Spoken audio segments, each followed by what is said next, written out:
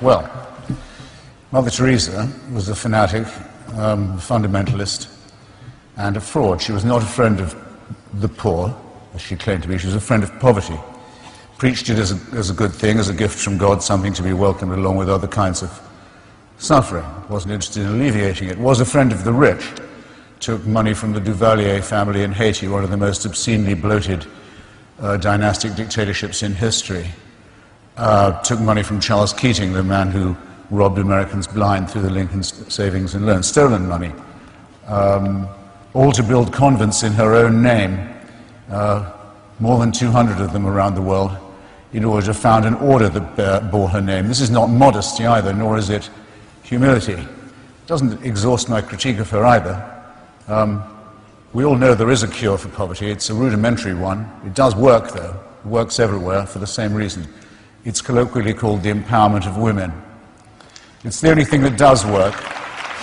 If you allow women some control over their cycle of reproduction, so that they're not chained by their husbands or by village custom to annual animal-type pregnancies, early death, disease, and so on. If you will free them from that, give them some basic health of that sort, and if you're generous enough to throw in perhaps a handful of seeds and a bit of credit, the whole floor, culturally, socially, medically, economic, of that village will rise. It works every time. Mother Teresa spent her entire life campaigning against that outcome.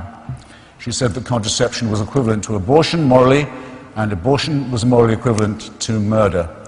She was entirely against the only thing that cures poverty. I would say that her preachments led to an enormous increase in the amount of poverty, ignorance, filth, and disease in the world. And I would further add, without embarrassment, that it's off those things that the Roman Catholic Church has always fed and made its living. Otherwise, there'd have been no need for the Protestant Revolution, which brings us here today.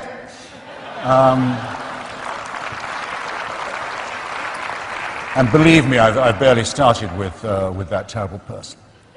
Now, as I said before, you can be an atheist in anything you like. You can be an atheist in the Marquis de Sade.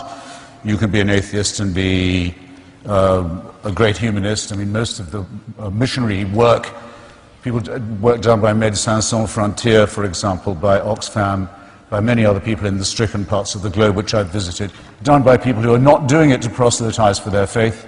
They're not doing it handing out Bibles surreptitiously. They're not doing it for any such reason. They're doing it for its own sake. That's a beautiful humanism, and I admire it. I even think it has a slight superiority, and there's no hidden agenda to it.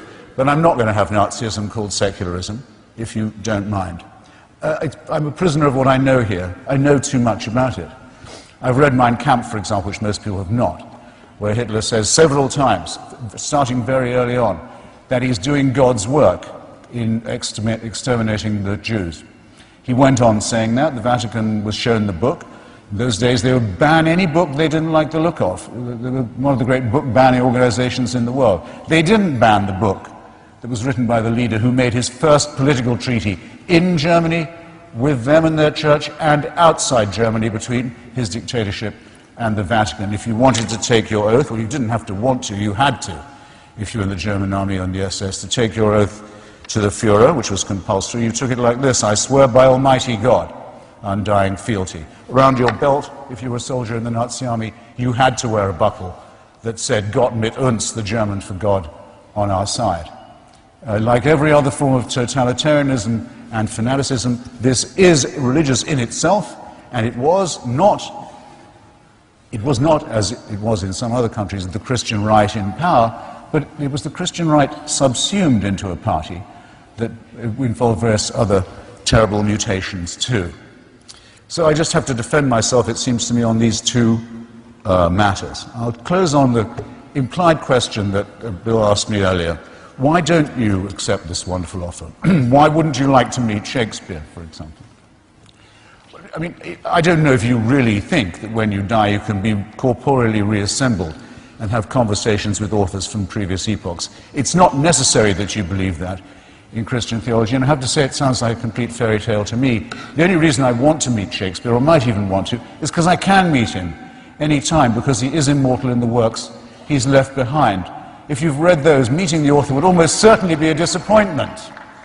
But when Socrates was sentenced to death for his philosophical investigations and for blasphemy, for challenging the gods of the city, and he accepted his death, he did say, well, if we are lucky, perhaps I'll be able to hold conversation with other great thinkers and philosophers and doubters too. In other words, that the discussion about what is good, what is beautiful, what is noble, what is pure and what is true could always go on. Why is that important? Why would I like to do that? Because that's the only conversation worth having. And whether it goes on or not after I die, I don't know. But I do know that it's the conversation I want to have while I'm still alive. Which means that to me, the offer of certainty, the offer of complete security, the offer of an impermeable faith that can't give way, is an offer of something not worth having. I want to live my life taking the risk all the time that I don't know anything like enough yet, that I haven't understood enough, that I can't know enough, that I'm always hungrily operating on the margins of a potentially great harvest of future knowledge and wisdom. I wouldn't have it any other way. And I'd urge you to look at those of you who tell you, those people who tell you at your age that you're dead till you believe as they do. What a terrible thing to be telling to children. And that you can only live, and that you can only live by accepting an absolute authority. Don't think of that as a gift. Think of it as a poisoned chalice. Push it aside, however tempting it is. Take the risk of thinking for yourself. Much more happiness, truth, beauty, and wisdom will come to you that way. Thank you.